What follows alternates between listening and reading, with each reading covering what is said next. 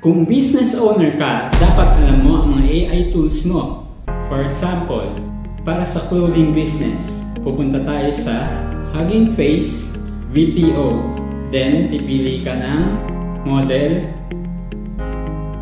Tapos, upload mo din yung sample mo ng t-shirt or kahit anong clothes. Tapos, after that, para masuot ang damit ng iyong model. Para makita mo ang modeling sample ng iyong damit, pwede mo siyang i-upload sa Photo to Video AI tool and type modeling.